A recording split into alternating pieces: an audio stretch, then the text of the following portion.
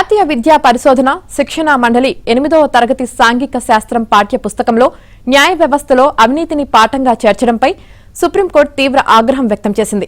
ఇది ప్రణాళికాబద్దమైన లోతైన దాడిగా ప్రధాన న్యాయమూర్తి జస్టిస్ సూర్యకాంత్ అభివర్ణించారు. న్యాయ వ్యవస్థ ప్రతిష్టను దెబ్బతీసేందుకు ఈ భూమి మీద ఎవరిని అనుమతించనని తేల్చి చెప్పారు. ఈ వివాదంపై త్రిసభ్య ధర్మాసనం ఇవాళ సుమోటోగా విచారణ జరిపే అవకాశం ఉంది.